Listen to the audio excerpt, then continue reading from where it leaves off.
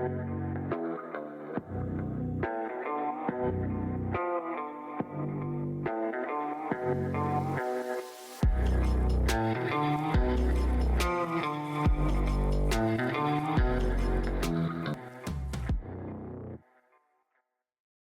everyone, and welcome to another episode of Looking for Love in All the Wrong Dust Jackets, a show where three disgruntled harpies talk to you about everything we love in romance, whether that's books, movies, TV shows, whatever we like.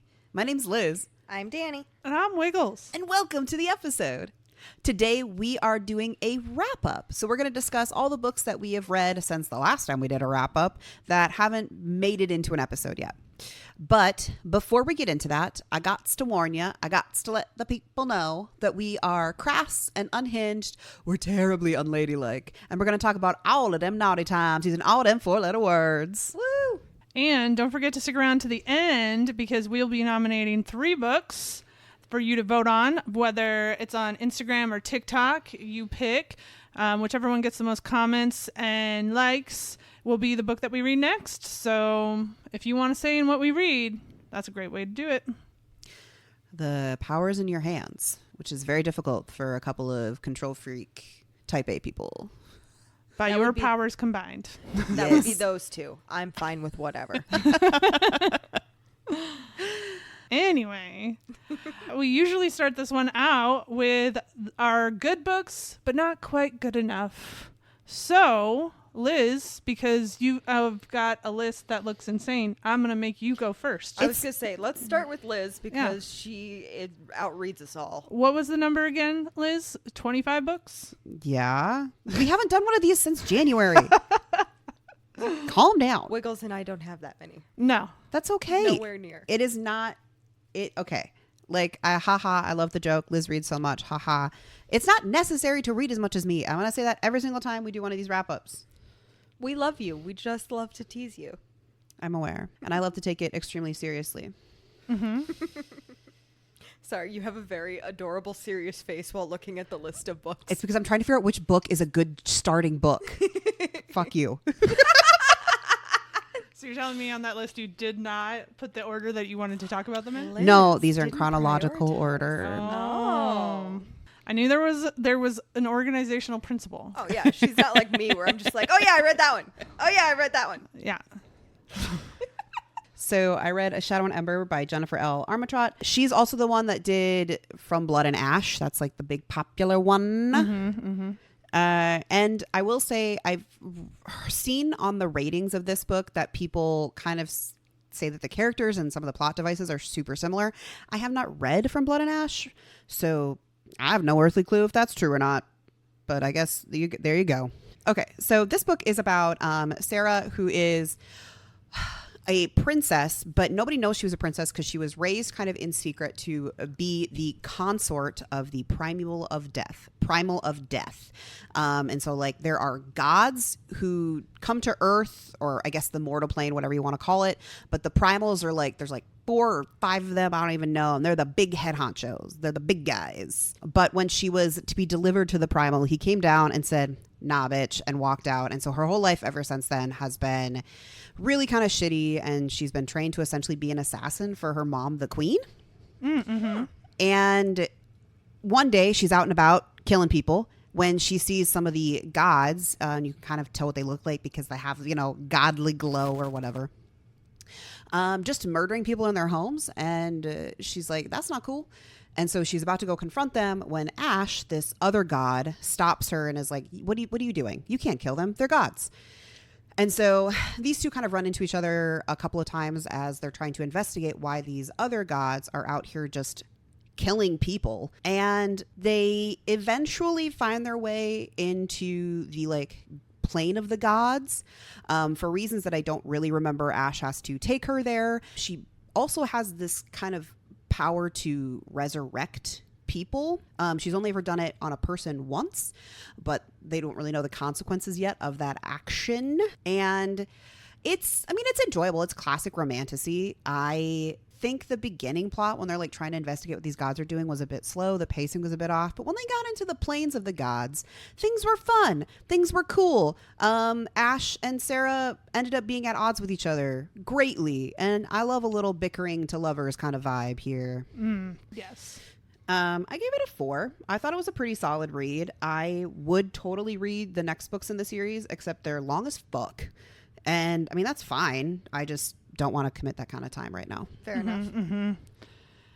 That's definitely a thing about reading sometimes is I'm like, I do want to read this, but I can't make myself care enough to read this long a book at this moment. Doesn't mean I won't eventually do it, but right now. I will say that is one of the drawbacks of this podcast is like, I feel like I can't just like sit with a 600-page book because I'm like, I got to move on to another book because I got to read it for the podcast. Yeah. Or you could be like me and you could read 7 books at the same time. I can't do that. I literally can't. No. The most I can read is 2. There's been occasions where I've had to pause to read whatever we were reading for the podcast, and it did grate on my soul a little bit. I'm so sorry. I also have the issue sometimes where I'm like, yeah, I know I got to read that book for the podcast, but I don't want to read that one right now. I want to read you. This is the Yes, I that run happens into a that lot. a lot more where I'm like, but I've gotten to a good point in this book. Yeah. It's champagne problems, but Yeah, I was going to say, it's definitely a first world problem, but it's annoying at times. Yeah.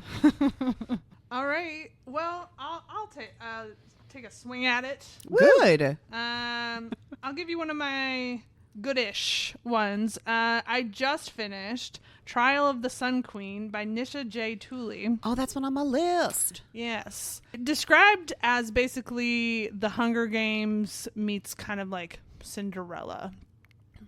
In the sense that they're trying to find a queen, shocker, and she's going to be put through some trials, bigger shock.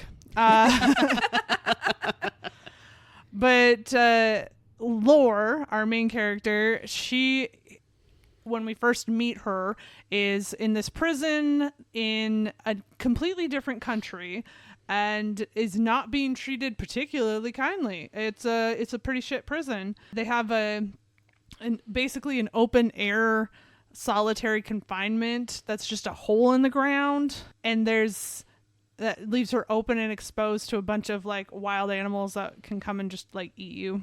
So, starvation, manipulation, trigger warning for a little bit of essay. So bad things. She's had a bad, shitty fucking life. And out of nowhere, when she's sitting in this open air prison, she gets snatched during what she thinks is a riot at the prison and wakes up with the equivalent of like Effie Trinket like fussing over her and going, okay, we got to get you fixed and we got to get you ready because you're about to meet the king. And she's like, the fuck? That is a nightmare for me. She literally is like, keeps having this phrase that comes up. She's like, they kidnapped me and put me in a nice soft bed. They kidnapped me and put me in a beautiful gown. What the fuck is going on? And she finds out pretty quickly because she suddenly is thrust into these trials that she's very ill-equipped to succeed at. And yet, she's doing pretty well. So you've got a little bit of mystery there going on, trying to figure out what are the motivations. And then along the way, you get little snippets, and I'm sure this makes more sense in future books, of an entirely different character's perspective who is not in any way involved in most of the things that Laura is going through. So what that character is going to do and how they come into play, I think you got to read the sequel to find out. But yeah, I thought it was good. I gave it a 3.5. I felt it was very predictable in its outcome. I could really easily tell early on that a character that there was some trust put into. You shouldn't trust that one. It's a bad guy. Don't do it.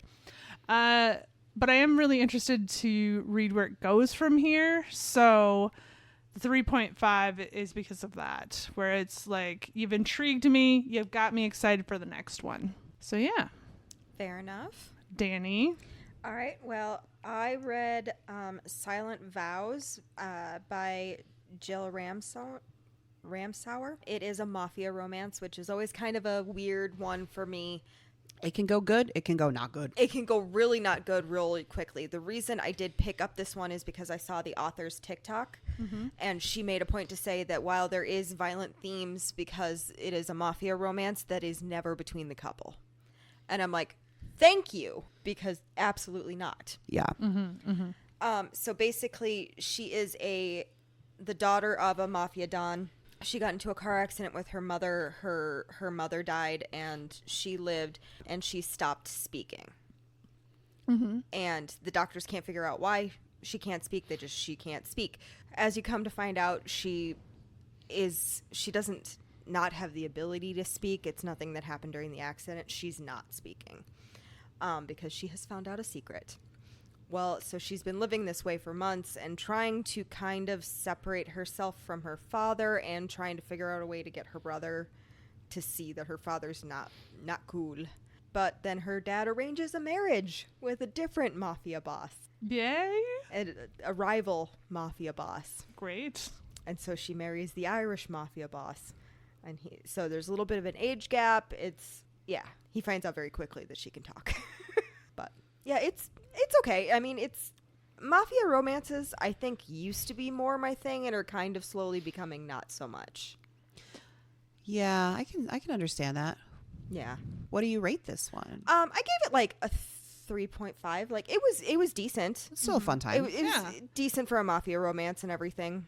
It's just, I think, maybe not my jam as much as it used to be. Sure. Because I was kind of into those for quite a while, and I think I've grown out of them a little bit. You know, I've gone through some of those phases too where it's like I used to love me a dystopian novel, and now I get to them and I'm like, pacha.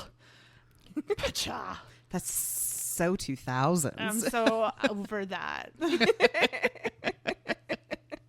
Sorry.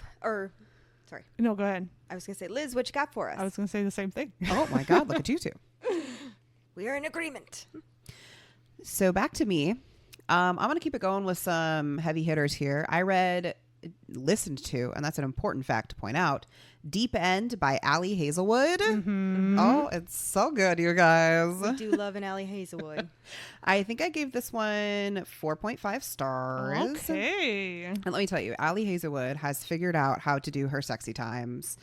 Not that she didn't have them before in all of her other books, but she's like, listen, but what if I write really spicy scenes now? And you're like, yes, please. Thank y'all. Okay.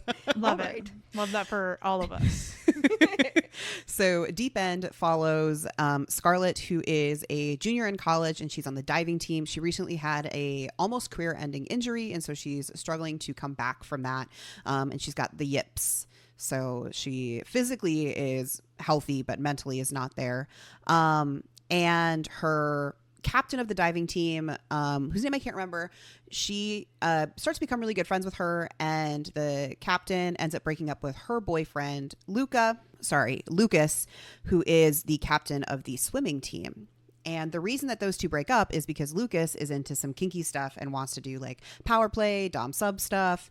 And she is just absolutely not into that. And so she breaks up with him because she doesn't think it's right that they stick together when they are not sexually compatible. And you find out throughout the book there's other things. They've been together since high school, and they just kind of like have been holding on to a relationship that really isn't there anymore. Okay. But Miss Captain is like, finds out that Scarlett is also into the same thing, because Scarlett's just trying to be helpful. She's like, I'm into that too. Let me help you. And she's like, don't help me. You go help Lucas, because they're still really good friends. And so one drunken night, she's like, you guys should just bone. And they're both like, this is probably not a good idea. But when everybody gets sober, they're like, maybe this is a good idea. So their relationship starts with just kind of this exploration of kink. And it's, I think, obviously I'm not in that world, but I think it was a really good introduction to anybody who's not, because there's lots of talks of they share their like, there's a specific name for like the form you fill out that has like all the kinks on it, and you say yes, no, maybe, or whatever. And they do that, and they talk through all this stuff. There's all sorts of discussions of like, you know, being safe and, you know, what are you comfortable with, checking in, all of that. And that's really cool and really fun. And the audiobook while it's all from Scarlett's perspective, they do have a male narrator. And let me tell you, this man is Swedish and has a very lovely accent. It's very nice. So some people seem to not like the fact that it's so focused on some of the sports element and Scarlett overcoming her issues with diving. But I was into that as well. And then I was also into the spicy kink stuff. My I response, kind of get into the like, Yeah. even though I'm not a sports person, clearly you've met me, but I enjoy that kind of thing. It's stuff especially because it's stuff I don't always know. Well, it's stuff I don't know, but I also equate it to like, because when we weren't in sports in college, we were in theater, and I could totally see yourself getting into a rut where you're like, I just can't get out of, what's ever going on in my head artistically. And it's kind of the same thing that way. I also wonder, like, have they read an Ali Hazelwood book? I know, right? Like, she doesn't like create just a bubble for her characters to exist in. Like, I mean, yes, a lot of them have been in STEM because that's what she knows, but like, you get so many pieces of their lives. Well, and both Scarlett and Lucas are pre-med, so that also comes into play of them like working on projects and stuff together. So I mean, it's a really good book just to follow Scarlett, but also it gets all this kink in it. That's really fun. All right. I mean, I've been meaning to pick up another Ali Hazelwood soon, but my list is a million long. So, well, I would recommend the audiobook. I do love a good audiobook, and I've been walking a lot more lately, so that's pretty good. Yeah. Combo. I did go on a walk yesterday and listen to stuff. It's a good time. It's a good time. I highly recommend. Unless it's like super windy and then you have it like blowing in your headphone, that's not the most conducive to understanding the story. That's why I got them over the ear headphones. I only use those for editing this podcast. I like to look as unapproachable as possible in public. My new headphones came in and they're green. Ooh. They're very fancy. Hey, Wiggs, tell me about a book. I would love to tell you about a book, Danny. So I'm going to tell you about Ruthless Vows by Rebecca Ross, which is the sequel to Divine Rivals. It was not the same tier. Oh, it was really? good. Oh. Yeah, exactly. It was very much it was in the same world. It was not in the same tone. Oh, okay. And or maybe even that's not even the right way to say it, because it was, I would say, similar levels of darkness and depression and war and all of that. But it wasn't as focused on the main characters. There were all these other factors that were coming into play, and I don't know that it did enough to remind me of who everyone was and their relevance, and didn't really you get more of back with Winnow in the newspaper and things like that. And I kind of forgot who all of their friends were at the newspaper, because by the time you get to the end of the first book, that chapter is a little bit closed. So it was good. It just didn't hold me with the same rapture that I had with the first one. And I don't know that that's the book's fault. It might be my fault. I might not have been in the mood to read it. But I gave it a 3.5. I would recommend it if you read the first one. I wouldn't say don't read it at all. But I would say maybe go into it with lower expectations than you probably want to. That's a real big bummer. Yeah. But, the narrative is still very good. The writing style is still great. It's just feels somehow detached from the first book, which might just be the amount of time between them, but that's usually not how that works for me. Like, I can go years without reading the sequel and still be like, yeah. So if I go then more than 5 days, I'm like, who the fuck are these people? All right, Danny. Yes. What else you got? Apparently, I've been very tropey lately. So There's nothing wrong with that. I read multiple books in a motorcycle romance Ooh. series. And to make you both laugh, it is by the same author who wrote 10 Men. Of course it is. Of course it Her name is is. Stephanie Brother. Stephanie Brother? Mm-hmm. Okay. The first one is Taken by the Bikers. Oh, no. And so basically it's this woman who is the mayor's daughter. Mm-hmm.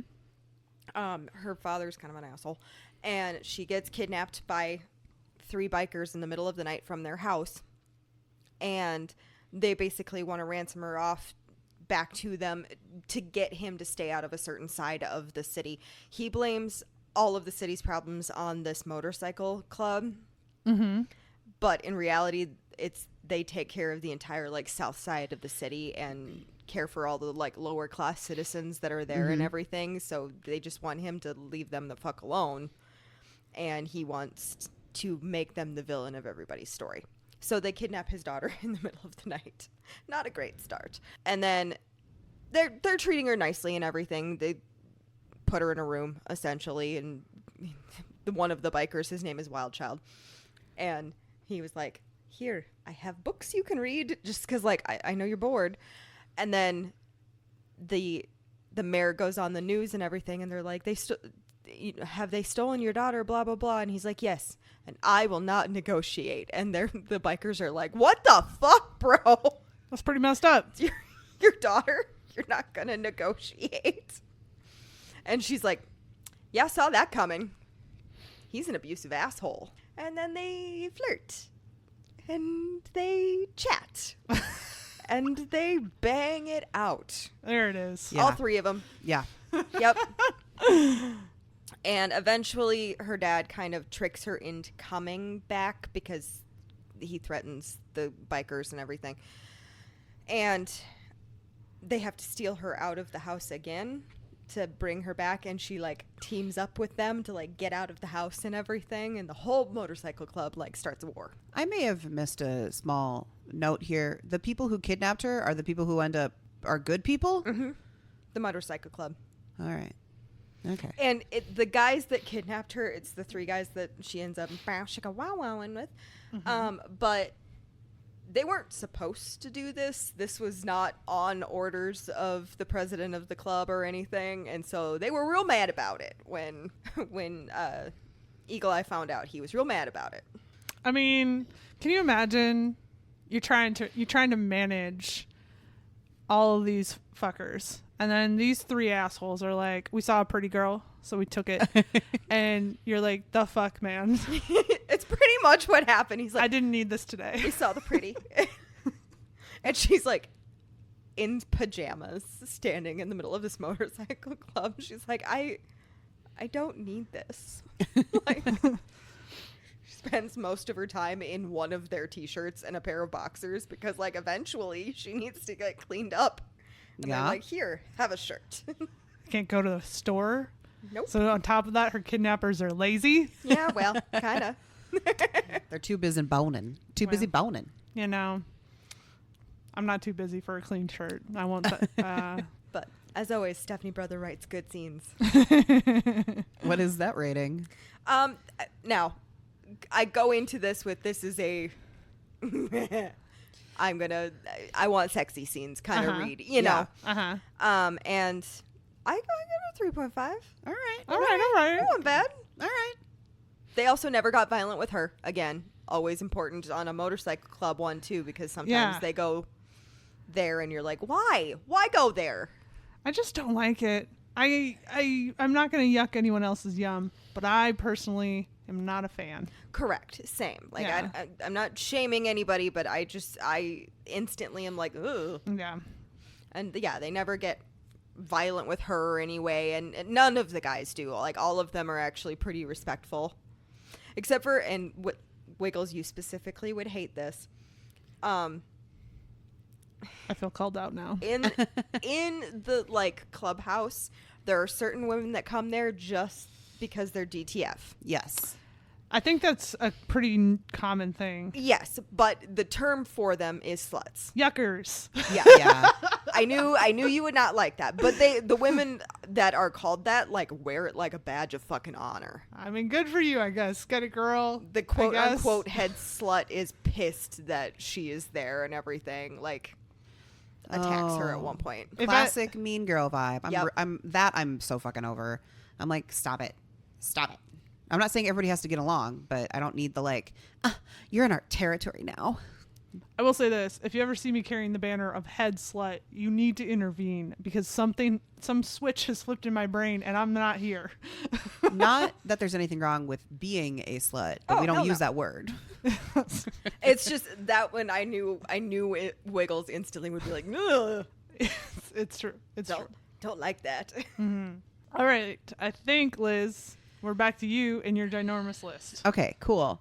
So I read Alone with You in the Ether by Olive Blake. And this one felt much more intellectual than a lot of the books that I read. Nice. Which was a nice break. It did force me to slow down. So, even with my ginormous list, I did slow down a little bit now and again.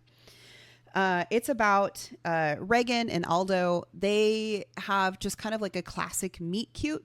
She is a volunteer tour guide, I guess, at the Chicago Art Institute, Chicago Institute of Arts. I've been there, but I don't remember which way the words go. And he is a doctoral student studying theoretical math, specifically the concept of time.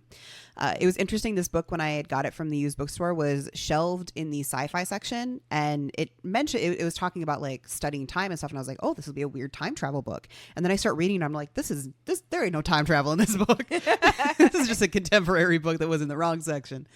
But it's really good. The progression of the relationship focuses a lot on Reagan, who has bipolar, and so it's her kind of facing how she's going to treat her bipolar. She's on a lot of pills because she's been known to go off the rails. She, at one point, was counterfeiting money and selling that because she is very good she is an artist. She ends up also doing counterfeit paintings and selling those.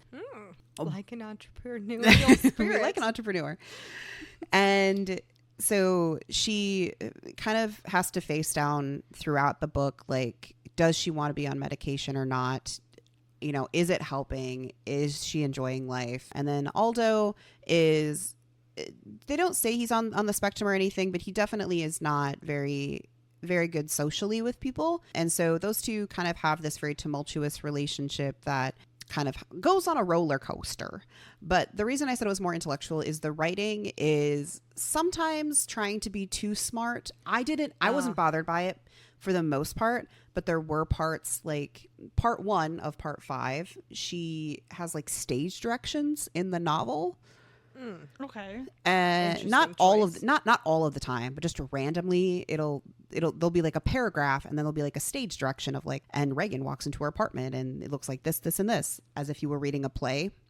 Weird. And then she'll have asides that are like the narrator saying these things, but that's only in part 1. Then it goes away. And then towards the end of the book, sometimes she just doesn't write dialogue. I mean, there is dialogue, but it's not written as dialogue. It's just like a mash of text. And I know it's kind of meant to make you feel like you're in this maybe almost manic moment with Reagan, and things are just like coming so fast. There's not time for dialogue tags and quotation marks and stuff. But it can be a little hard to read. Just like, it's not going to just be your casual read. But I still really enjoyed it, and I gave it 4 stars. All so right. there's that. Awesome. All right. Do you want to do another one since you've got a lot more than I mean, us? I can just keep on rolling. Go for it. Watch me now. I will.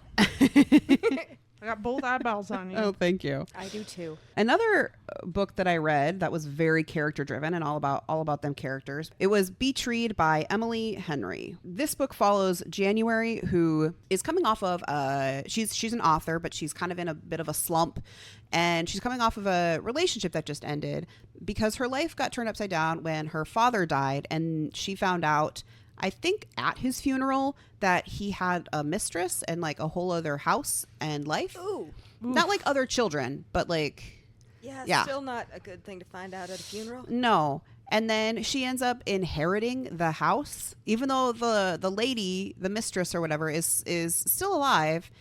January ends up inheriting his second house. And so she's going to his house to kind of pack it up, clean it, and sell it because she doesn't want anything to do with it. But in the process of that, she finds out that her neighbor is her college rival, Gus, who is also an author. And the two kind of don't get along for a little bit, and then they, bicker, poke fun at each other. Emily Henry's so good at writing those kind of like bickering moments. And they come up with a challenge where Gus writes literary fiction and he's kind of more renowned, like, oh my gosh, she wrote this amazing book, and she writes romance. And so they come up with a challenge where Gus is going to write a rom-com and she is going to write a lit fic book. And so they kind of teach each other their process of writing their books. And in the process of going through it, they uncover a lot about themselves and obviously their relationship. And so it's very much like I don't know. It's like a very internal book where they're constantly like trying to, January is uncovering her emotions and feelings about everything. She ends up meeting the woman that her father was in a relationship with, and kind of, I don't know if she forgives her so much as just like accepts the situation. And Gus has also got a really shitty past, so that's fun. Yeah, I gave it a 4.5. The only reason it kind of lost half a star is some of like the line editing bothered me. Like it would just like jump. Like you'd be reading about one scene and then, oh my gosh, all of a sudden we're like 2 days ahead. And sometimes that can be a little... That's jarring. Yeah.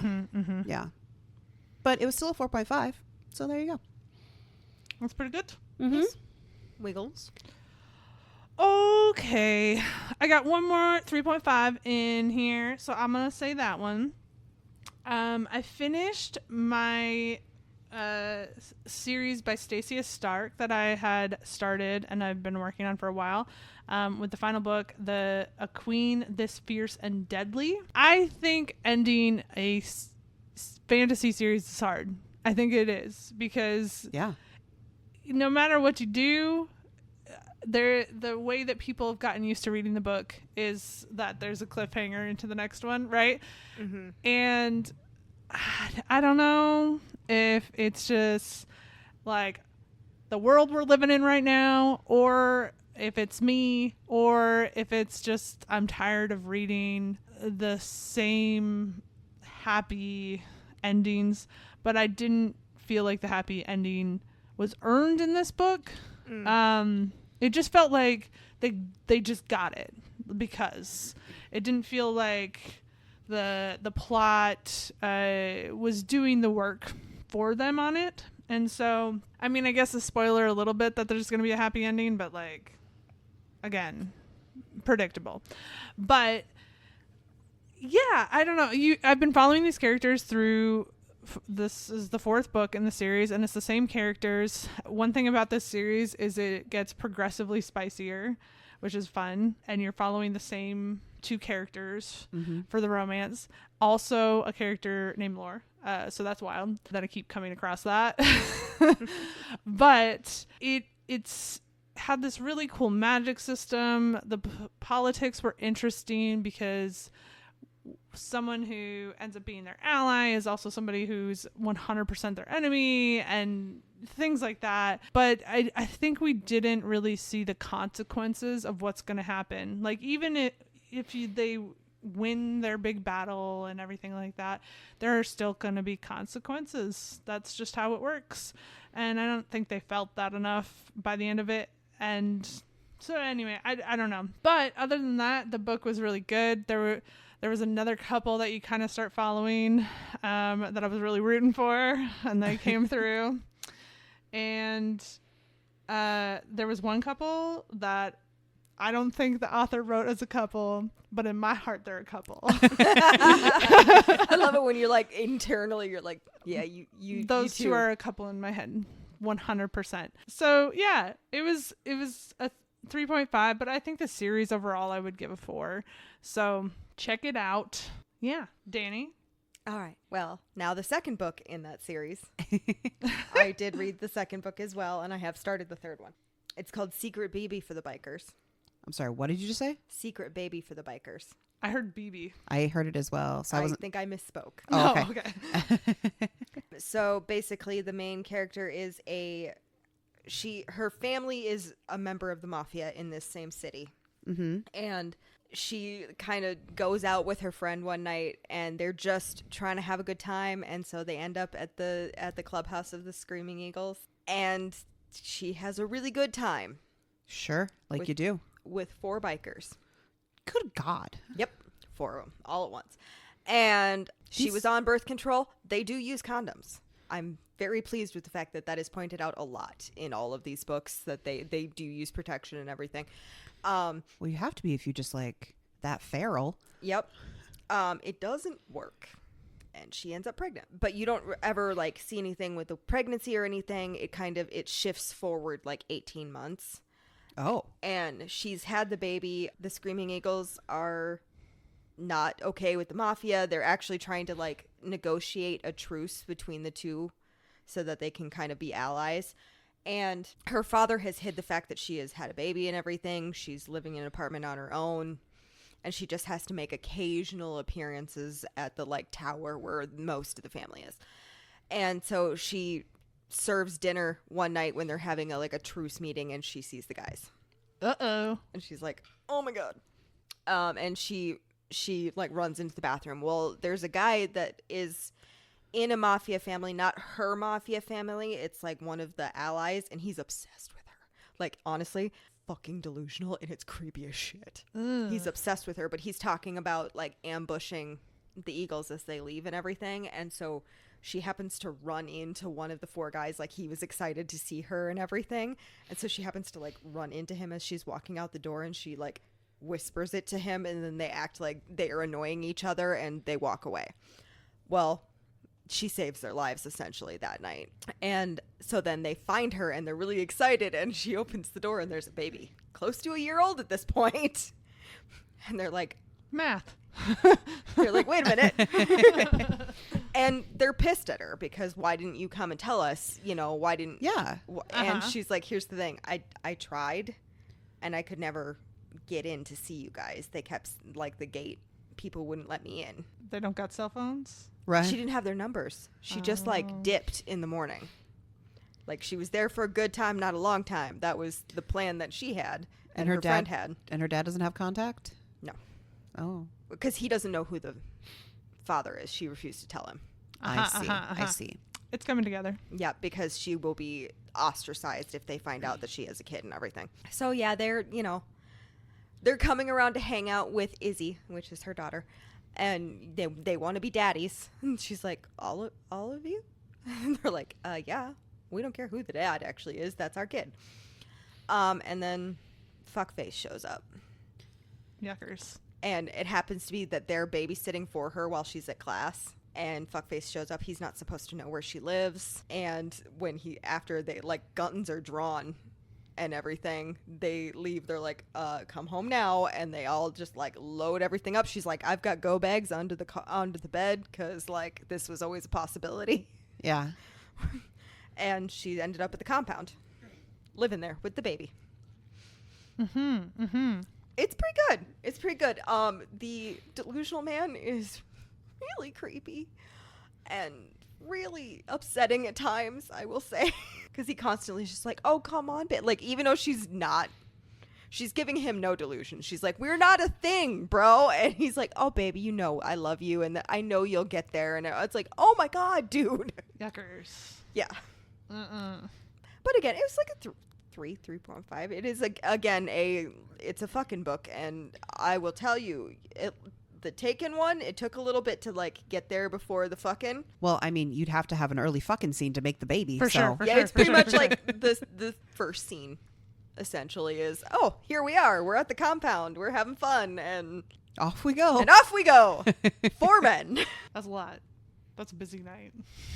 The next book is only 3 men, so she's not going up every single time. The men's are not involved with each other in any way. The men's are not involved with each other in any way. That's a bit of a bummer. I know. I like it when everybody... I like it when everybody's into everybody, but... My question is, why do these bikers keep grouping up in this way? What's in the water? Yeah. It's funny because the president, he's like, what is with you guys? Fuck. Could like, you quit fucking up? He's like, you gotta do everything together? Why? Yes. It is giving that. It's giving, you know, those TikToks where they're like, your boss tells you it's not a 2-person job, and then they awkwardly are doing it together. Yeah. It's definitely that energy. But I am starting the third book. That one I'm interested in because it is the motorcycle club's president's daughter. His adult daughter. So. Well, I assumed it was an adult daughter. Of course. So I heard dumb daughter, and I was like, what? No, she's actually got like a cute little bookshop. I want to have a cute little bookshop. Yeah. But then you have to interact with customers, and that's where everything goes south. Yeah. I can do it for like a little while, and then the first person who fights me, I fight back. Anyway, Liz, I think we got to go back to your list. Yeah, I got a Couple twofer. times. I love a twofer. Mostly because, I mean, they're in the same series. So I read, and I believe Wiggles, you're in the middle of this, so I'm going to be very careful how I talk about it. But I read Emily Wilde's Encyclopedia of Fairies. I am in the middle of this. You're correct. And the second book, which is Emily Wilde's Map of the Other Lands by Heather Fawcett. So this book is fairies, not fae. It's fairies, like in what you would think of classically as fairies, like brownies. There is high fae, of course, but, you know, don't eat or drink anything that the fae give you, all the kind of classic mythos around fairies. And this is a world where people just know fairies exist. And Emily Wilde is a professor of dryology at, I believe, Oxford. Mm-hmm. So you can actually just be a professor that studies fairies, which sounds cool, except most of the people that she knows are dead or have gone crazy from this process. Because, you know, sometimes you just get accidentally thrown into the land of the fae and, you know, you come back a little insane. Oops. Oopsie doodles. And so she is off on I was going to say adventure. That's probably right. Adventure to fill out her encyclopedia of fairies that she's writing. And so she goes to a small fishing village, I believe. I almost said fisting village. And that would be hilarious. Is a very different village. See, now that you've put that out there, someone is already writing it. Please do write it. I would read it. I just want to know how it goes. I just want to know how it goes. The thing is that I both love and am afraid of about the romance genre is it takes like the most minute bit of inspiration and they're like, yes, we're going to turn this into a fucking travesty. I've read weirder things because it piqued my curiosity. That vegetable thing that I read, that was... sentient object romance is... Those are wild. Something else. It was interesting. It seems to have fallen off popularity a little bit, but it'll come back, I'm sure. It'll swing back around 100%. Anyway, this has nothing to do with that. This No. is a fishing village. Somewhere in like the Scandinavia area, I think. It's very cold. And she's specifically trying to study the local fae there. And she's kind of having a hard time. She's not a people person. She is grumpy. She's type A. She's like, why do I have to get to know... Yes, we have to know the locals because they'll tell us stories and blah, blah, blah. Why do I have to schmooze and all that? And one of the other professors, her friend, rival kind of person, Wendell, shows up and for reasons that she doesn't really understand, she's like, why are you here? And he's like, I'm here to help you. I'm going to do this with you. And he's very personable and very cheery and chipper and pretty delightful, and also has to have things just so. He needs to have his breakfast. The cottage they're staying in needs to be cleaned. Everything is very particular for Wendell. And they have a very cute and lovely time hunting down fairies. And I don't want to say too much more because Wiggles is in the middle of reading it. I also would probably like to read that. That sounds good. Honestly, it was going to be my suggestion, and it might still be. It's very cozy Yeah. so far. I'm probably a third of the way through. I think I haven't picked it up for a little bit. I gave it 4.5 stars. Like, to me, it's top tier. But I will say the romance in it is not really the point, but it is super cute, and the spice is non-existent. So just heads up on that. The second book I gave 4 stars. It follows a lot of the same premise. Like, they have a new objective, but it follows a lot of the same, like, oh, we need this really fun and diverse second cast of characters. And, you know, we need the small folk, the smaller fairies, and one of them is going to get attached to Emily. And I mean, on one hand, like, that fine. Use the same recipe. It worked great in the last book. I just didn't quite live up, but it's still a 4, so like it's still really good. Yes. I'm like anticipating this whole series that they've got going. Yeah. The 3rd book I think just came out recently, and I am on the library's wait list, and I'm like, you guys got to read this book faster so it can get to me. Yeah. So that was my twofer. Okay. Well, I'm going to start going into my 4 stars. Okay. So, we're going up. We're going up. Oh, I've been going different. I've been going medium, my baseline of what my medium is, and up into the top of my medium. You know what I'm saying? I don't have any bad ones, so I've also been going. I got bad ones. Oh, I got a couple. Mine has been by popularity. Like, oh, these are big authors and big books, and we're going to go down from there. I see. Yeah. We all just have different vibes we're going for. But I think that's good because that means it's different every time. Yeah, we like to keep it fresh. We like to rate on vibes. Rate on vibes. So my first 4-star read is Vicious by Victoria E. Schwab. It used to go by V.E. Schwab, but got annoyed that a bunch of people like kept being like, oh, this was written by a man. And she's like, bitch, the fuck? Bitch, my name is Victoria. She also, when she was V.E. Schwab, like would get men being like, oh, I'll pick up this book because it's by a man. And then they find out it was by a woman. They'd be like, I don't want to read this. Right. So, dude, it's so fucking stupid. Moral of the story, fuck men. Yeah. Boys are dumb. But boys are dumb. Yeah.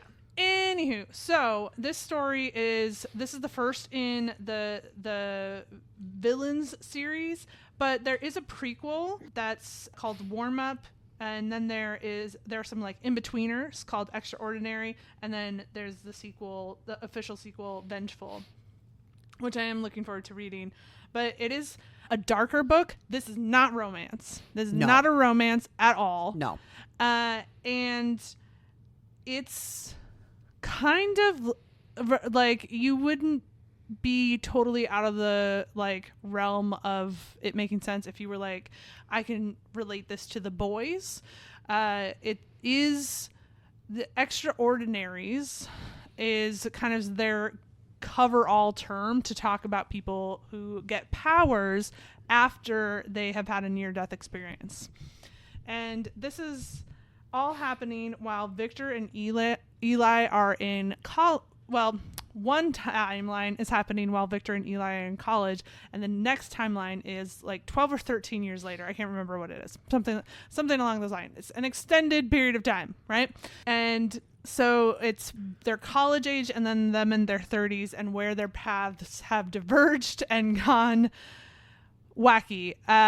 But in the college timeline, Eli is posing a thesis for one of his final papers that extraordinaries are real. So it's something that's been theorized clearly previously in academia before that, but his premise is that they are real, and that even further that there is a way to create them.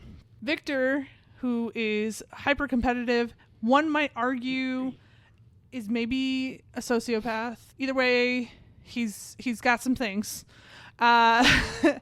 Is very jealous that Eli has come up with this premise and decides that even though he has a completely different thesis for his paper, he's going to be helping Eli figure it out. And in that process, the two of them find themselves becoming extraordinaries. I won't go into too much detail about the particulars. So in the second timeline, we see Victor having just escaped from prison and Eli being lauded as a hero. So you, as the timelines are moving forward and getting closer to being in alignment with one another, you're figuring out, why is Victor the bad guy and why is Eli the good guy? And do you agree as the reader that that's the case? And there are some really interesting other characters. There's a little girl who had a near-death experience while drowning, and she has the power to bring people back to life, because when she was drowning, she kept thinking, come back, for her sister to come save her. So there's these really interesting way of looking at powers. Eli's got this very evangelical, God sent me to kill the others kind of mentality, and it's crazy and very interesting. Definitely a 4-star read, maybe in like a 4.5, but I kept it to a 4. The only thing that kept it from being a 5-star read is the pacing sometimes hits like a real abrupt halt, and you're like, we were and so that can be a little disorienting. Definitely one of my favorite books I've read so far this year. It's on my list. It's been on my list for a while. I just haven't picked it up.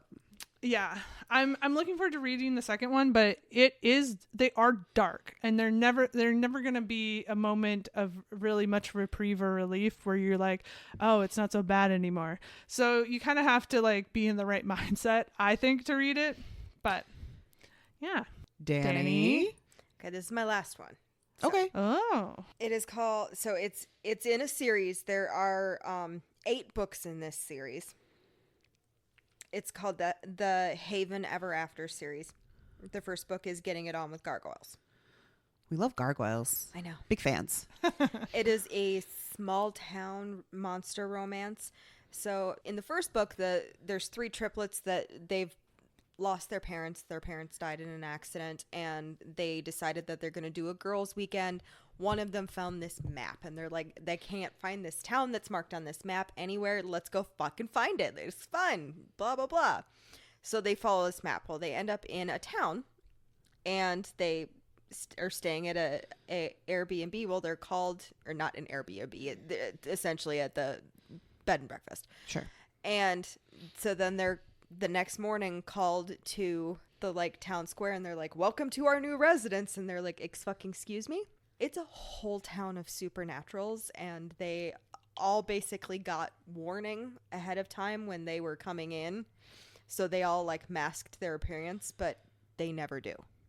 Like, there is a bubble around it. You can't get in without like permission and everything. And they were like, well, then why the fuck were we called here? And the mayor's like, he's called the keeper, but the mayor essentially. mm-hmm. He's like, because I called you here. And they're like, why? And he goes, because that one's my mate. And then proceeds to ignore her the rest of the fucking time. Their book will melt rocks when I get to it. I know it for sure. He's a vampire. And as it turns out, all 3 of the triplets are witches.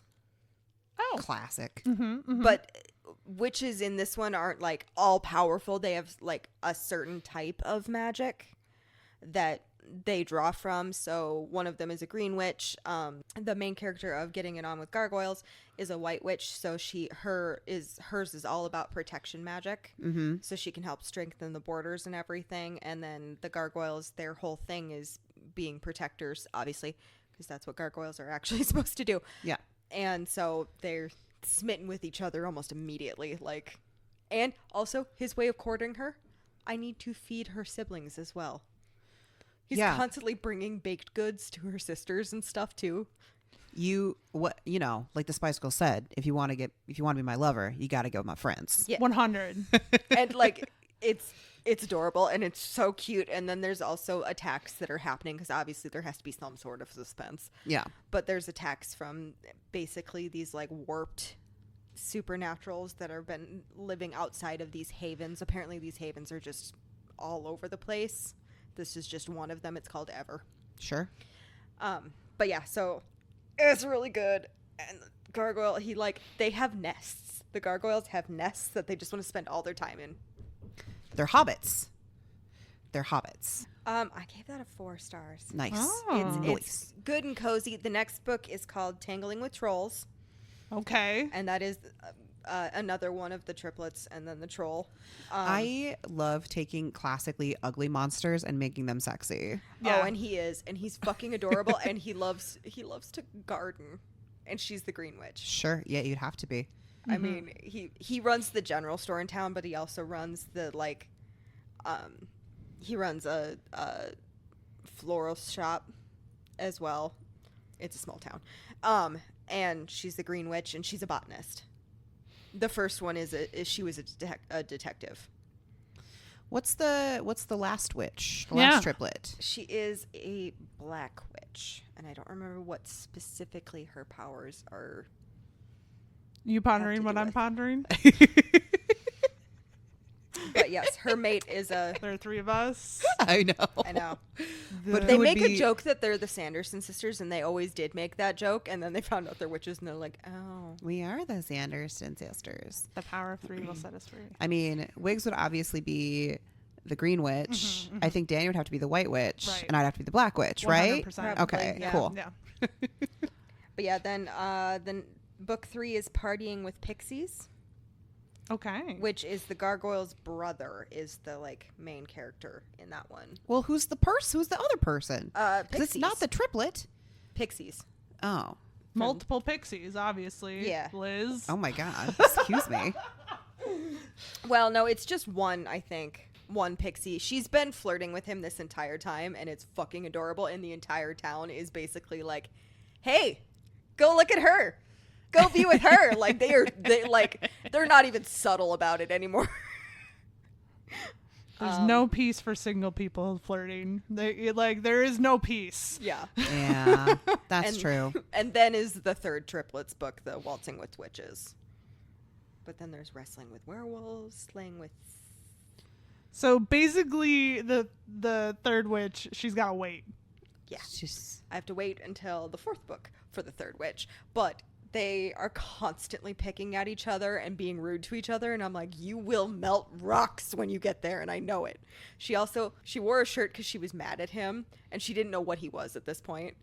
But she had a shirt on that just says, "Bite me." And he goes, "Just saying, I know you meant that to be an insult to him, but he is a vampire." but it is a turn on. But, like, he actually. would. It's an invitation at this point. For the gargoyle's name is Shepherd, and so Shepherd's like, "Here, I know you were trying to do that to be funny and be a little bit of a middle finger to him, but he is a vampire." And God damn it! Might want to go change, or keep it on. Who's to say? Also, the houses are sentient. I still have nice. mixed feelings about sentient houses. Like, I have mixed feelings in the sense that I don't really want somebody just permanently there watching me while I'm, Yeah. like using my dildo, but also I don't need them listening to my farts. You're going too far. I'm not even in that mindset. I'm just like, sometimes you be ripping them. And nobody needs to know if it's in private. But if it's your fucking house, they know. I'm reading the troll one right now, and one of the sisters, because 2 of the sisters are still staying at the B&B, and it's called the Annabelle, and she was like, "Annabelle, can you let her know that I'm awake?" And the house's reaction, like, super happy and like flapping her windows, and then the way that the house did it was she tripped her. What the fuck? See, now I know I don't want a sentient house. I'm clumsy enough as it is. I don't need help from my fucking house. your house would have to be playing defense all the time on your ass. It would have to have like those in cars they have the expanding out what Airbags? airbags, yes. Okay. I was like, she can't mean airbags. I do mean airbags. I do mean airbags. I'm just tired and dumb. But it would have to be like that, like in the walls, and it would just like pop out and it'd be like, "Bounce, bitch. We got you." One of the gargoyles has a son who's just adorable, and he just like sits on people's shoulder and then like wraps his tail around their neck just to hold on. The gargoyle does this? The baby gargoyle. Oh, I was like, the fuck? He's a youngin'. He's adorable. It's a bebe. It's a baby. I So it missed ends up that being- part, and the clarification helps quite a bit. It ends up being the first gargoyle's nephew, and then the gargoyle that apparently is going to get with the pixie, which they've been flirting this entire time, and it's her name is Miriam. Why do you remember this much about the books that you read? I don't know. I'm Why do you lucky- think I can't read that many? Because I can't fit things in there anymore. Mine just go in and out. I literally have to I almost have to practice before I come to these wrap-ups with you to be like, what the fuck was this about? And I can't just look it up. I have to like talk it through to be like, I got it. You don't just have a lexicon that you can dip in and out of? No, I'm a churn and burn person here. Once it goes in and it goes out. And that's In bye-bye. defense, I am like actively currently reading the troll one. I was okay. while I was waiting to come inside today, I was reading the troll one. Yeah. I mean, this might also, I think, kind of explain a little bit why I'm hypercritical is the nice way we're going to put it, about some books, because they stay up here. They don't leave. So I got to live with that trash in my head. And so, don't write trash. It's the moral of the story. Because if I read it, I have to live with it forever until finally, like, there's enough stuff in there that it gets pushed to the back. But even then, sometimes I'll, like, have things, like, shoot to the back of my head where it's like, do you remember that Cheetos ad from 1996? And I'm like, I guess I do now. When you were 8? Yeah. My brain's weird. It's not right up there. It's not. Anyway, Liz. Yeah, we should probably get moving on. So I read, since we're talking about gargoyles, even though they're technically not gargoyles, but they're essentially gargoyles, I read Desire in His Blood by Zoe Draven. It's a sci-fi, but like the sci-fi elements are severely muted. So don't be upset about that. I give it 4.25 stars. So we're doing real good here. It follows Gemma, who is got eldest daughter syndrome to the nth degree. She is covering for the fact that her father is basically blowing all their money because he's an addict and a gambler. And so she is running the family business, which is mining on this planet. And she simply cannot keep up with like how much debt their family is in. And they're going to lose the house. And her younger sisters are then obviously going to lose everything. And the human, I guess, society or culture is a little bit regressive. Like, it's got purity cultures back a little bit. And like arranged marriages are a thing. And so she finds out through one of the people who's helping her figure out her loans that there's a way that she can enter into an arranged marriage and get a bunch of money from that to help get out of debt. And so there is one specific person, Azure, who is like, yes, I'll pay whatever money you want to specifically get her. And she's like, okay, I mean, I will sacrifice myself to make sure that my family is completely out of debt and my sisters are set up, because she also gets like money specifically set aside for them that her father can't touch. And she's like, I have no idea what this is going to be like. He's from an alien race that's known to be kind of like barbaric and very aggressive. They drink blood. So think of them as like physically they look like gargoyles, but they also drink blood like vampires, which is pretty hot. Yeah. And she's kind of just like psyching herself up for this and be like, it's okay. He picked me for a reason. Come to find out, he has absolutely no desire in her. He doesn't even care about her comfort or anything. He specifically picked her to fuck over her father because they were on opposite sides of a war however many years ago. And so it's very tense. It's definitely enemies to lovers. It's obviously forced proximity and arranged marriage. And they do a lot of like blood play early on where they're like, I fucking hate you, but also I'm going to feed from you. And she goes along with it because it gives her really great orgasms. And it, I don't know, it's just really good. I love an older character, and I think Gemma is in her late 20s or 30s, and I love a mature acting character. And it feels like in a lot of these stories you get like younger female main characters who are really like all over the place with their emotions. They're not regulated. They're not making smart decisions. And she's very much like, I'll fight with you behind closed doors, but I understand the situation I'm in and I'm going to make the best out of it. And I just really liked it a lot. Honestly, I think you guys will like it a lot too. You should read it. I probably will. Probably will. What's it called again? As Danny's on her Goodreads.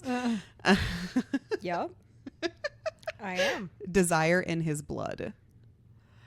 So I say I probably will, because my next is back to the Cocainian series.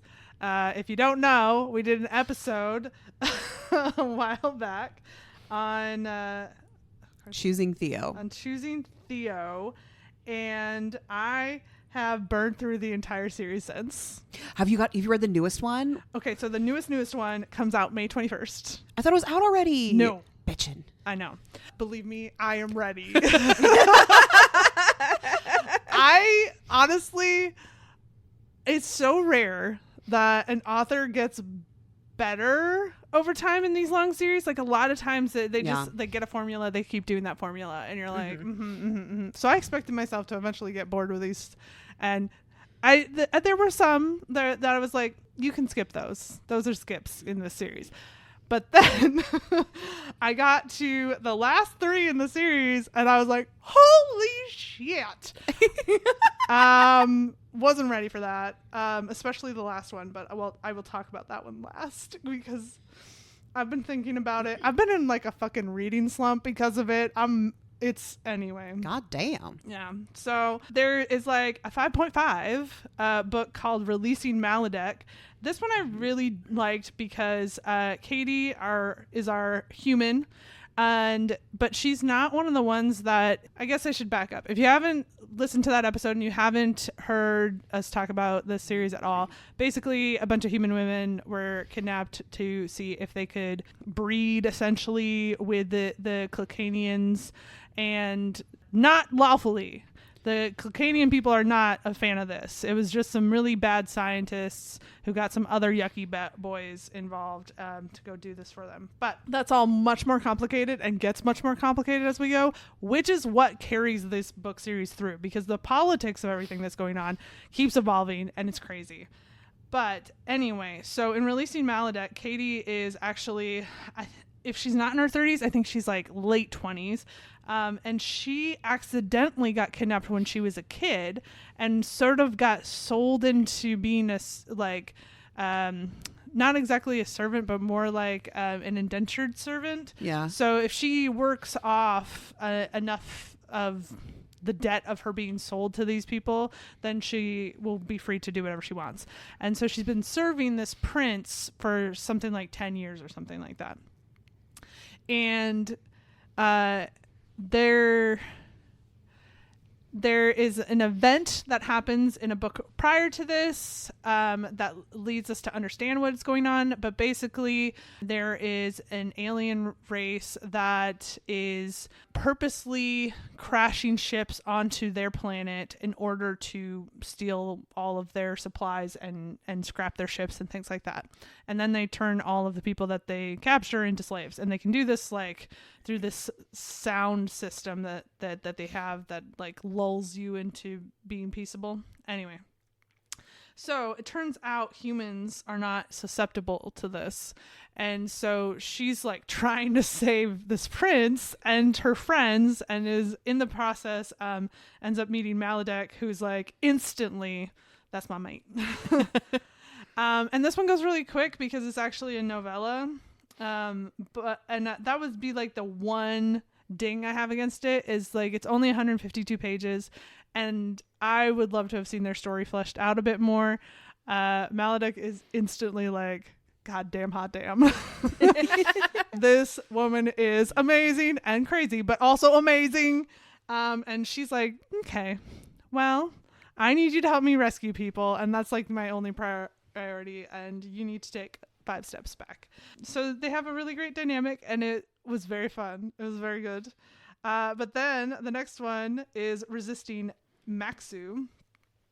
And so in this one, there is a character, Meg, and unlike the rest of the people who have been rescued from this like creepy scientist guy who is doing all these experiments to see if they can be mated, most of the women who are there are very uncomfortable with being there, but are making the most of it. She, on the other hand, is like, thank fucking God I'm not on Earth, because that place sucked for me. And so she just wants to flirt and maybe have some sexy times with some random dudes, because they're all hot men's on this planet somehow. Because why not? It's because they have that weird, like, fix you up science thing from the first book. Yeah.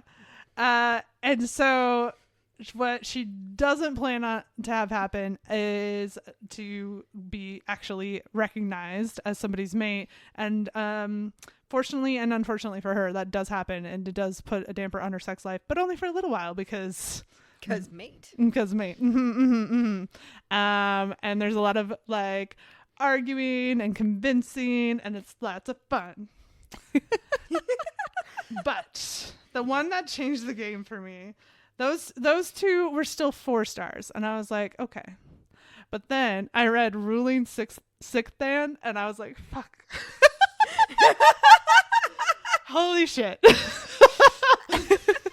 So, without giving too much away, because a lot of like the plot building up to it matters for this book. One of our characters who has been going on a tour to basically be human ambassadors to these other countries on this planet is found in a situation. I'm trying so hard not to spoil anything. Is found in a situation where she is trapped alone in this country, with like at the what would be their kingdom. And so sixth then is the king, right? And and sixth then is very, very, very hyper suspicious of everyone. He's convinced that anyone and everyone is going to kill him, and for good reason. There's been a lot of attempts on his life. But also there was a woman in their society who pretended and like used chemicals and things like that to make it look like he had mated with her. Oh, yeah, that's awful. That is awful. Yeah, and so he's just like does not trust it, does not like it. But for political reasons that make sense if you read the whole series, she and Katie was the last one. Sophia and Sixth Dan agreed to a political marriage, to try and like calm some shit down, and through that have some forced proximity situations. There's also some voyeurism, and there's also like some very emotional things. There's also some hate sex and kissing, and it's anyway, I did not expect this. Wasn't ready, and afterwards was in a fucking reading slump that all I wanted to do was to read more of this book. I think I steamed through it in like 2 days. So anyway, that's a 4.5. The only reason it's not like a full 5-star is just because honestly, I think the book could have been even longer. It's just because I wanted more.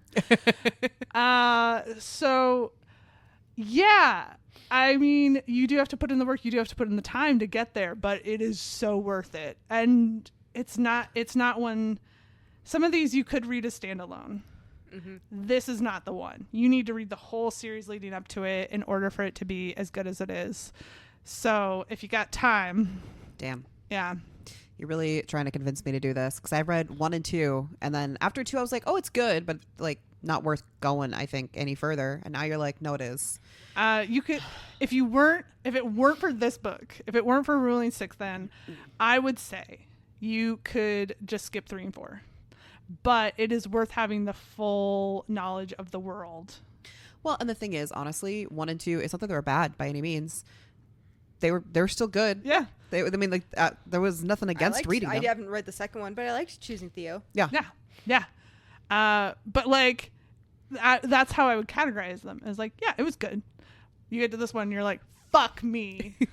Oh my God, I'm so addicted to this shit. Well, I've been seeing I follow the author on Instagram, and I've been seeing all of the art for the next book, the 6th book or the 7th book, whatever it is coming out.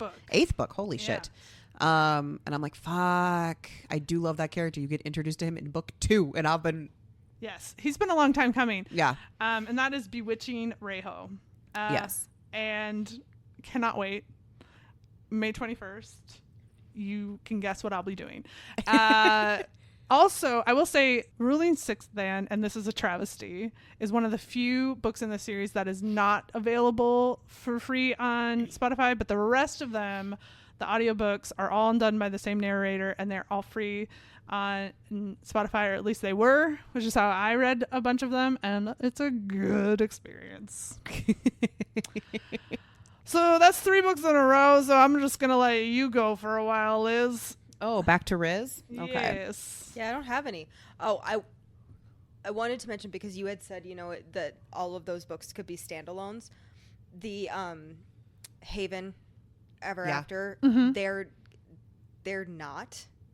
So like I've read the full first book and I've started the second book, there is no like ending to the danger. I think it's going to be a progressive thing throughout the entire thing. So I'm like, oh, you suck. I love you, but you suck. Yeah. Okay. So I'm going to talk about a book that is not a romance. There is a romance subplot in it, but honestly, don't go to that book if that's what you're looking for. And it is, once I get to it on my giant list of stuff, it is House of Salt and Sorrows by Erin A. Craig. It is a YA fantasy. And honestly, it's more gothic horror than fantasy in a way. So we follow Anna Lee, who, opening of the book, is at her sister's funeral because there is some sort of like curse the town thinks, that's been killing off all of her family members. So her mom is dead and like 3 or 4 of her older sisters are all dead. How many sisters has bitch got? Well, this book is based off of the 12 Dancing Princesses. Oh, okay. So 11. Fair enough. And she is convinced that her sister did not die by an accident because she fell off of the edge of the cliff. They live on islands, and so there's, all sorts of cliffs and rocks and water and death. And so she is convinced that something is going on. And in the process of her trying to investigate what's going on, she is introduced to Cassius, who is the son of a ship captain and who has come to help his father as he's sick. And they eventually, I don't think this is a spoiler, because you want to know that there's magic in it. They eventually find a door that allows them to go anywhere. Oh. So because they've been in mourning for literally years on end, because there's a, there's a mourning process. You can't go out until you've properly mourned for a certain amount of time. All of her younger sisters, who are little, are like, have never even like experienced a ball or anything like that. And so they use this magic door to take them across the like country, continent, whatever, to go to all of these balls. But in the process of doing that, there's some trickster magic-y shit happening. And so they eventually do solve the situation of how everybody's dying, but a lot of shit goes on in the process. And the reason I say it's gothic horror is obviously there's people dying and there's this kind of just aesthetic of being in a wet castle. Okay. I don't think it's a castle. I think it's just like a manor. But anyway, it reminds me a lot of the Great and Terrible Beauty series because as you're reading it, like just more shit gets unveiled. Like the family has like a dark past. Her father has a dark past. There's all of this stuff obviously about the magic of being able to be transported to other locations. And it was really enjoyable. I don't know how much it follows the 12 Dancing Princesses story because I've never read it. I just know a little bit about it. But if you're here for mystery and aesthetic and vibes, it's the book for you. I do love that. I gave it 4 stars. All right. Do you want me to keep going? I do. Okay. The other one, I have 2 left on my good mid list, one of which I already know is on your list. So I'll talk about another twofer. So I've talked about these ones before, so I'll keep it short and sweet. I listened to the audiobooks for books 1 and 2 in a trilogy by Sylvia Mercedes. The first book is Bride of the Shadow King, and the second is Vow of the Shadow King. These books follow Faraine, who is the eldest daughter of the human kingdom, and they are being plagued by this like war from the Fae, and the Fae are just winning. They're the humans. They got nothing on them. But her father makes a deal with the Shadow King, Vor, who is of the Dark Fae, essentially. They live underground and very classic Dark Fae, or Dark Elves, I guess, if you're into D&D. And they will have an arranged marriage between Vor and one of the king's daughters of Vor's choosing, so long as the Dark Fae will help in the war, and then the humans will help them with human magic, because humans have like a whole other type of magic that the Fae don't have, and they need it because there's some sort of like sundering or something happening with the Dark Fae underground. And so Farain and Vor meet out on the road randomly when the humans are being attacked by the other Fae, and kind of have this connection, and it seems like maybe something will happen, but Farain, in her self-sacrificing way, actually tells Vor to marry her other sister because she is her father's favorite, and so Vor will have the best relationship with her father by marrying the favorited daughter. And so self-sacrifice, pining, slow burn all over the place. Obviously, Farain is the main character, so she does end up marrying the Shadow King. I just won't tell you why or how. But book 1 is really good. I give it 4 stars. It is the slowest of slow burns, but the pining is so delicious. See, it can be a slow burn as long as the pining is good. It's so good. But then you get to book 2, and I'm kind of like, I feel like you're stretching this out. Book 2, I haven't read book 3 yet, but book 2 did not need to, I don't want to say didn't need to exist, but like it didn't need to be a full ass book. So I gave that one 3 stars. The plot just drags. Farain spends most of her time kind of being super passive, which is a bummer. And the romance, I mean, it progresses, but like not as much as you want. So there you go. I did it. Wigs, back to you. I mean, I guess I only have a 5-star and some not so good ones. Yeah, well, your 5-star is also on my list, so you can introduce it. Okay. So, I read Scythe and Sparrow by Bryn Weaver, which is the 3rd book in the Ruinous Love trilogy. And it was very good. Burned through it very fast. Also, like, this is not... should not surprise anyone, because I got through it too fast. I went back and I read the other ones because something that happened, reread the other ones or re-listened to the other ones, because something that happens in this book is you are getting glimpses of the other books just from the perspectives of the main couple for this book. And so Fionn and Rose. Thank you. Fionn and Rose we first are introduced to them in the first book when there's all that nonsense that happens after the Texas Chainsaw incident. And so you get to see that through their eyes, and they're like, what the fuck is this shit? Right? And so that's really fun, but you're also like, they've got tension. And Rose is a little crazy, which we love to see, and Fionn's like, I guess I'm crazy now too, because I'm in. I will say, if you don't like clowns, there's some clowning going on. As somebody who doesn't like clowns, it wouldn't think bother it was me that at all. bad. No. Yeah. The clown issue, I think, usually is more of a sight thing than anything else. So yeah, they talk about her putting makeup on, but that's about it. Yeah, they do get down with her having the makeup on, so that's a thing. That's true. That does happen. Yes. They get real creative with the carnival snacks. I actually was a little turned off by that scene. Because it just didn't seem hygienic to me. I was like, and also entirely unnecessary. I mean, I wouldn't put it in my mouth, but that's me. Was it cotton candy? Yeah. Bryn puts that all over her pages that she ruined cotton candy, so it's fine that we can say it's cotton candy. Yeah. She also tried to ruin cookie dough ice cream for me. You know what? It didn't work because I have some in my freezer right now. I still love my cookie dough ice cream. Yeah. But I know there's not semen in mine. I know for this. Indeed. I know this for 99% fact. Although if they keep going after the FDA, I won't know that. Yeah, then we'll lose that. Then I will lose that confidence and my ice cream. So there's that. Anyway, if there is, it's just extra protein. So whatever. No.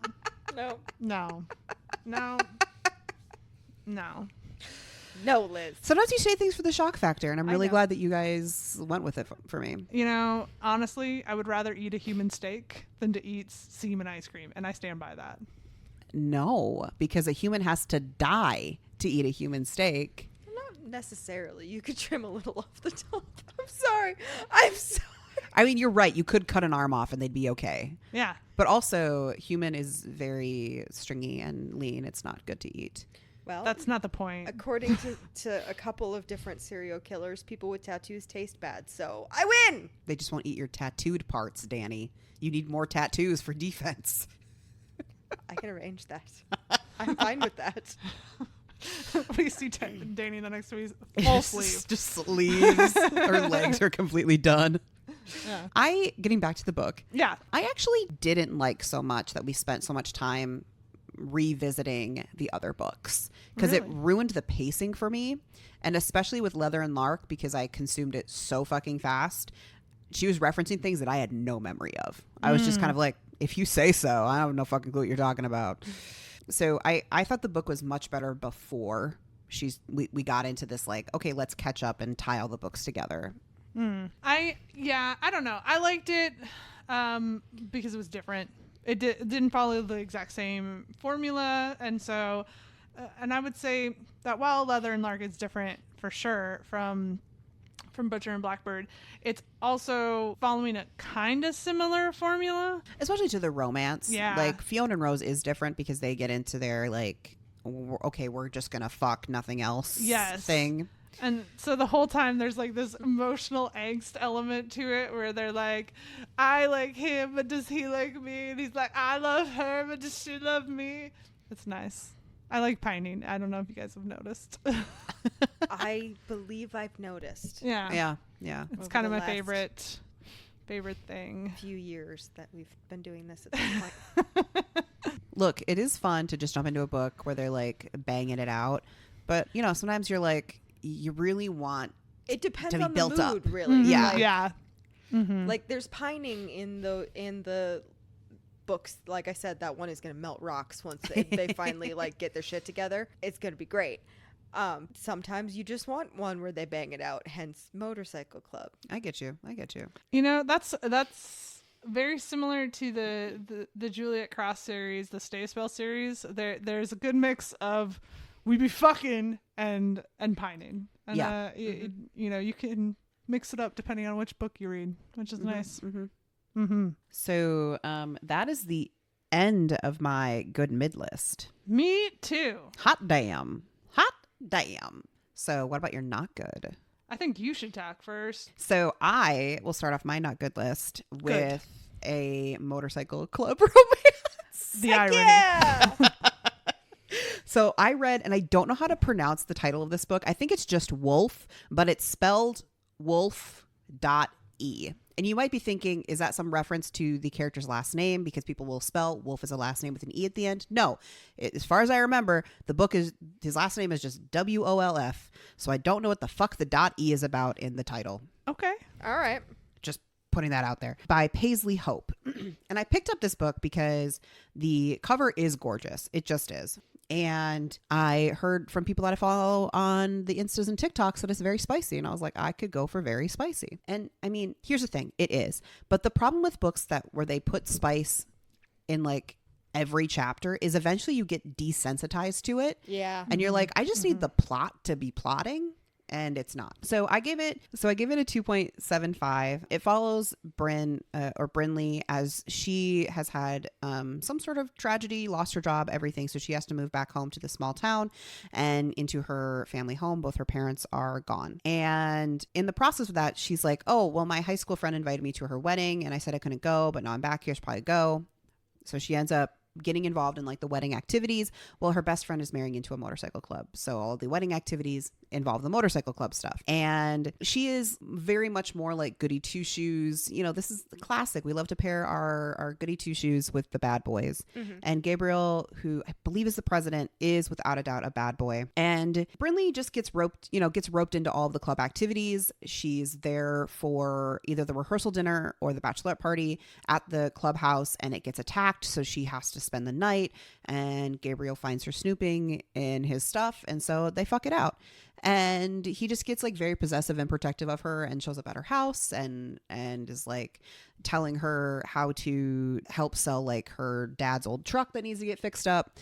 And the reason that plot sounds super thin is because it kind of is. There is some rival gang activity that gets roped into it. And the thing is I just really couldn't get past like the misogynistic aspect of Gabriel in the club towards all of these women and treating them like objects or treating them as like not as capable as the men in the club, and just kind of like talking down to them. And it just really grossed me out. And I'm sure there's some reality to that. And maybe that's why it grossed me out even more. So yeah, if you're okay with that, and if you're into that, and if you're like, plot, who cares?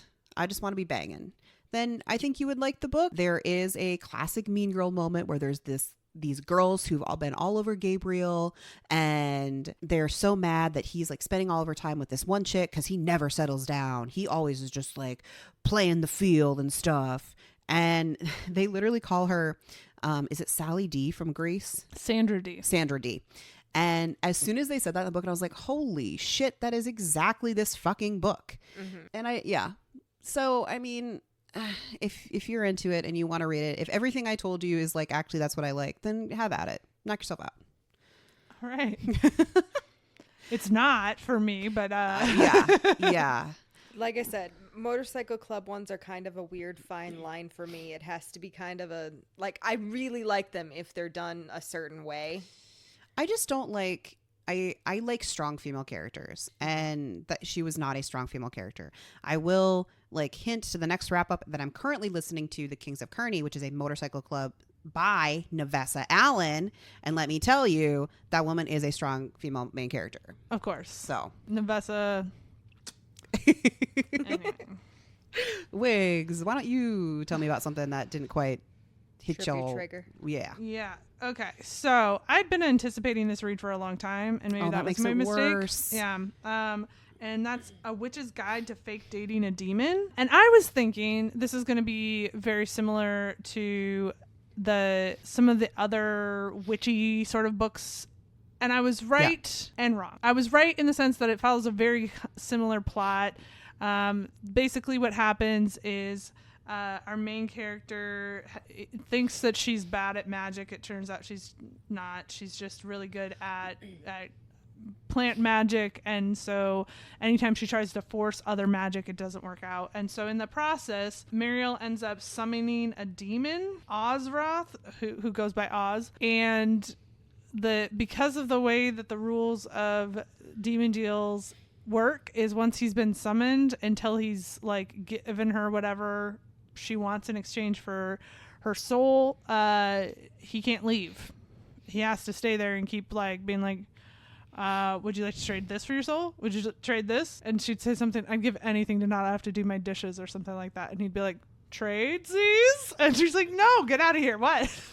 So it has some good hallmark and plot point things that could be really fun. I would say it's very similar to Not the Witch You Wed, but it just somehow was boring. Like I just couldn't be bothered. I had the only reason I kept going with it is because it was an audiobook, and so it was easy enough for me to put in the background while I was working. But I just I didn't care a lot. And even when they were like getting into each other and stuff, it wasn't working for me. And I don't think that that's necessarily an indictment on the book. I think that plenty of people will like this book and have liked this book. It just didn't hit for me. Some things just don't trip your trigger. Yeah, and it just wasn't working at all. I was just like, I don't care. And I should she was environmental activist, which was great. He slowly is becoming more human. The way that they figure out their happy ending is kind of a fun trick situation, but I still was like, so yeah, 2.5 stars on that one. What a bummer. Yeah. So this is my last not so good one, and I honestly I felt the need to talk about this purely because I don't understand why I have this compulsion, I guess one could say, to read these damn bully romances. I don't understand it because every time I do, I'm like, this is bad. This is just straight up assault you're committing on each other. Why am I reading this? And yet I'm still here, and I still give them 2.5 stars, and yet here we are. So I read The Pucking Coach's Daughter by S. Massery. And this follows Sydney, who has to leave schools because she ended up finding the playbook for the rival school's hockey team and giving it to her current hockey team. And they used it, but it's found out that she's the one who did it, and even her current school is like, bitch, that's not okay. So she gets bullied into leaving her current college. Sorry, she's in college, and has to go to the rival school where her dad is the hockey coach. But she does not have a good relationship with her dad. That is a part of the book. They rebuild their relationship, which is nice to see. I gave this one 2 stars, and it is a why choose romance, and it is a bully romance, and it is a spicy romance, and it's dark. And I don't know why I feel the need to read these, because even as I'm reading them, I'm like, that's just assault. Why am I reading this? And yet I still keep doing it. And I don't understand. I don't understand either. Just stop. I don't know. Have to do this. I don't know. I guess obviously my problems with this were, again, some of these things are just bad, just actively bad. And I mean, I like why choose theoretically, but one of the 3 guys, Oliver, who is the captain of the current hockey team, he's just like, he's boring. If he wasn't in it and it was just Carter, who is her ex-boyfriend and the captain of the previous hockey team, the one she helped out, and Penn, who was the goalie, I think I would have been fine with it. But it was just like, there were so many plot points. There was like a kidnap situation. There was like the stuff they did to her. I was like, that's not okay. That's not okay. And yet here we are.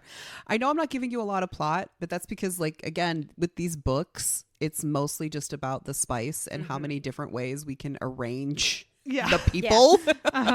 And I mean, Sydney goes through a lot of really dark shit. So I guess maybe it's cathartic for some people to not only experience some of the sexual things that she does, but just to experience like her fallout from when things go too far, or when other people are trying to harm her that are not part of her like okayed 3 men. But yeah. Gotcha. Fair enough. Yeah. Well, my next one's going to be real quick because it's actually a DNF. Oh, damn. Oh, damn. Yeah. I should have known, to be fair. This is not on the author in the sense that I should have known not to pick it up. It wasn't for me. It never was going to be for me, and I picked it up anyway. And it's The Art of Avoiding Your Alpha by Lola Glass. And I read the description. I absorbed the description, and I still picked it up and kept going. It was a mistake. What I can tell you is about the book before I DNF'd it is that the writing itself, like, I'm sorry to Lola, is not strong. And so that was a big factor where I was just like, okay. We'll work with it. And then every time I kept accepting it, it got worse. So there's that. But basically the plot is that she basically meets her alpha, and he won't leave her alone. And she's like, I don't want to be mated. And he's like, that's too bad, because like we are. So okay. And she's like, okay. What I read was her constantly trying to find as many ways as possible to distance herself from him. And he's like, that ain't gonna work. So do you want me to move in with you, or are you moving in with me? And she's like, no, none of that. And he's like, 100%. I will just sleep in my truck outside your house. And things like that. So there's no boundary respecting. No, not at all. And it was just, there were a whole bunch of things like that where I just kept getting more and more uncomfortable. And the way that the 2 characters were talking to each other was getting on my nerves. And so I just was like, I need to stop. I'm not going to hate read this. So it is a 1 star from me. I'm sure there are plenty of people who would love it. I am not that person. And so my apologies to Lola, because I shouldn't have picked up your book. That's on me.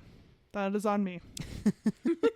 So we're going to enter a new section where Liz read too many books for the amount of time we have, and yet she still feels the need to tell you what they were. So hold on tight, strap in, and I'm just going to give you my stars real quick of what the books I read are. And I'm going to try really hard not to give you a one-liner, but I'm probably going to fail halfway through this. First book is Rhapsodic by Laura Thalassa. I gave that 3 stars. The next book was Enter the Multiverse by C. Rochelle. That is the 4th book in the Villainous Things series. 3.75 stars, but in retrospect, probably closer to 3.5. Moving on. I read the entire series for the Almond Bay series by Megan Quinn. The first book, The Way I Hate Him, 3.75 stars. The second book, which is my favorite, The Reason I Married Him, 4.25 stars. Ooh. It's an arranged marriage. I have to. Last book, The Path to Loving Him, 4 stars. I'm sure this is exciting entertainment for everyone. Everyone's having the best time. The X-Hex by Aaron Sterling, 3 stars. Disappointed. That is a disappointment. Disappointed. I was looking forward to that one. Then we got onto my Tessa Bailey kick. I had to finish out the Hot and Hammered series. So book 2, because I'd already read books 1 a while ago. Book 2, Love Her or Lose Her by Tessa Bailey, 3 stars. The next one, Tools of Engagement by Tessa Bailey, 4 stars. Oh. Exciting stuff, but you don't get to know why. No. Next up, One Little Nightmare by Dawn Darling, 2 stars. Not worth talking about. And then I finished out, I think it's the end of the Deepwater series by Emma Hamm. The first one, Whispers of the Deep, we've talked about. So the third book in that series follows Mercedes, Echoes of the Tide, 3 stars. That one was a bit of a letdown. But the last book, Call of the Fathoms, which follows Fortis, which is one of the Deep Striders, 4 stars. That one was a good note. We're coming back up on that one. Good. Good. And then the last one on my list, this one Wiggles actually already talked about before, was Two Can Play by Ali Hazelwood, 4 stars. Look at that. I did it. Woo! That moves us on to our recommendations. So what book are you guys recommending or pitching for us to do as a full ass episode? You go have first. Yeah. That Time I Took Down a Cult by Rebel Carter. Okay. I've heard of this one. So it's called the Cozy Cult Cuties series is the book. It's book 1 of that series. Basically, it's a woman who's been raised in a cult. She's walked down the aisle and basically sacrificed to their god. Well, as it turns out, the god is not a god. It's a demon, and now she's married to him. And he would love nothing better than to help her take down this cult. All right. That is not where I thought that plot was going, and No. I'm very interested based on what you're telling me. Right? And so I'm like, oh, fuck yeah. I read the description. I was like, oh, so he likes her. He's married to her. He will do anything for her. And he's like, fuck yeah, let's take down this cult. Dude, I'm like, that sounds like our book, like prime material for one of our reads. right. So, and also it looks cute. So that's my suggestion. Okay. Short and sweet. Okay. So I'm taking us back because we've primarily read new-ish, right? Like mostly things that have come out in the last like 5 years. And I'm taking us back because there is a vampire series that I've been wanting to read forever. And that series is just like long as shit. So there's no way we would ever be able to revisit it. But as far as I know, J.R. Ward just keeps churning them out. And that's the Black Dagger Brotherhood series, Dark Lover. I own one of her books and I've been meaning to read it for forever, and she has just popped off on TikTok with all the sass, and I'm like, yes please. I've been like, this has been on my TBR for probably forever. Yeah. Because as we know, Wiggles loves the romance that has the vampires. Yes. She do love her a romance, vampire romance. I sure do. And this is crazy long. Like there's so many like spin-off series, like shit like that, and I'm like, this feels like a dangerous game, and that's the thing that has kept me from reading it so far. Is the one you're suggesting the very first one? The very first one. Oh, like in the Wayback Time Machine. In the Wayback Time Machine of, I believe, like 2005. Damn. Well, 20 years ago. She's been churning them out since. Okay, you hurt me there because I graduated in 2006. Womp womp. But okay, so this is what this book is about. So the Wrath, our main guy, is the only purebred vampire left on the planet, and he's the leader of the Black Dagger Brotherhood, and he's got a score to settle. He is on a vengeance mission for the Slayers that killed his parents centuries ago. How those Slayers are still alive, I don't know. We'll have to read the book to find out. Okay. Anyway, one of his most trusted friends and fighters in his crusade here died, leaving his half-bred daughter unaware of the fact that she's a half-breed vampire. And so now he has to like go and like help her figure out what it means to be this half-breed vampire and what's happening with her. And basically, apparently Beth Randall, who's our gal, is helpless against the dangerously sexy man who comes to her at night with shadows in his eyes. Wow, if that description does not scream early aughts. Doesn't it It though? really does. But yeah, here's the thing. Yes, it came out 20 years ago, but it has a 4.16 on Goodreads with over almost 350,000 ratings. Yeah. So it's had a lot of time for people to be like, nah, and that hasn't happened. So I think it's got some pizzazz to it. All right. Even if we don't read it for this, I probably will be reading it in the nearest future. Mm-hmm. Mm-hmm. So there we go. Again, that is J.R. Ward's Dark Lover. Liz. Right. What you got, Liz? Yeah. So I thought about recommending Emily Wilde's Encyclopedia of Fairies. I am not going to, purely because I think I can convince you to read that any other time anyway. I'm I literally already added reading to it my right now. TBR. Yeah. I'm like already reading it. So I didn't think I need to like coerce you with one of these things to read it. So, which is how I treat these, by the way, is coercing you into reading something with me.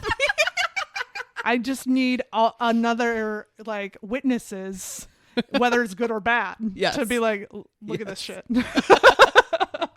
Which is even funnier because like we don't pick what goes on this shit. It's true. I mean, right. Yeah. Anyway. So I'm going to recommend, surprisingly, not a fantasy. You'd be thinking, Liz, that's where you live. No, I'm recommending a historical romance, A Lady for a Duke by Alexis Hall. So this has been on my, I've been seeing this, I've been watching this, and I've been wanting to read it for a while. This is about a trans woman. So Viola Carroll, she was in the Battle of Waterloo and thought dead. And in that process, she decides that is an opportunity for her to live her truest self. So she allows her past self to be dead, including her title, her inheritance, everything. She gives up everything to live her truest self. And then she and her new life, I don't really know how this happens, ends up getting reintroduced to her best friend from when she was in the battle, and before then too, who is a duke, the Duke of Gracewood, Justin de Vere, I believe is how you pronounce the last name. And he has had a really bad time since the war. I believe he has had a injury that has left him disabled and has had some really dark thoughts and really dark times since the war. And Viola kind of takes it upon herself to help him overcome that. And in the process of rekindling their friendship, old feelings turn into some new feelings. Ooh. And so I don't really know how that all plays out for them. And I really want to find out. Yeah, it does sound very interesting. Yeah. Yeah. And she's thick, the book. Oh, yes, the book is thick. I can physically see it in front of me. I realized out of context, that probably sounds confusing. I was really confused. I was like, the model on the cover is not thick. I was going to say, I can see the cover from here. No, she's not. The book is thick. Yeah. The book should be thick. Okay, cool. The physical copy that I have is 449 pages. That's not as much as I thought it was, actually, from looking at the Yeah, book. it looks longer. No, I don't know. I just really think it's an awesome story to be reading about a trans woman in the early 1800s, and we don't do enough historical. Yeah. That is true. Agreed. We don't do enough historical. Yeah. And I don't think I've ever seen a historical that involves a trans woman. That I don't think I've come across it. And so I'm really excited. I have either. That Yeah. would be really interesting. Yeah. And I do know the author is also in the queer space, so I feel comfortable reading from them. They've written many like romances and maybe other trans representation romances. So yeah. exciting. Yeah. So if you want to vote for any of those three, you know where you need to go. It's going to be on TikTok. It's going to be on Instagram. We will have videos for you to like and comment to let us know which one we should pick, which one should be reading. And the winner takes all. So leave comments, especially if you want a particular book. And, if you have other books that you would like to recommend, we fucking love recommendations, actually. Yes. Yeah, that's how we've ended up reading some interesting books. This is true. So check that out. and get your voice in. Liz, take it away. Well, folks, that's the end of the episode. If you like this episode, you can find us out there on the socials at Wrong Dust Jackets, primarily on Instagram and TikTok, but you can find us anywhere. YouTube, Facebook, Threads, we're there. You can also go to our website, wrongdustjackets.com, where you can find a list of episodes that we've done, as well as all of the episodes coming up, and our blog post, which hasn't been updated in a while, but I'm sure you'll still find it enjoyable. And we would so love it if you liked, rate, review, whatever is available to you on the podcast listening app. That gives us a better opportunity in the algorithms to be heard. And that just encourages us to do more. I don't know if you want us to be encouraged, but I would like it if you encouraged me. I'll encourage you. Oh, yeah. Giggity. That's all I've got. Bye, y'all. Bye-bye. Bye.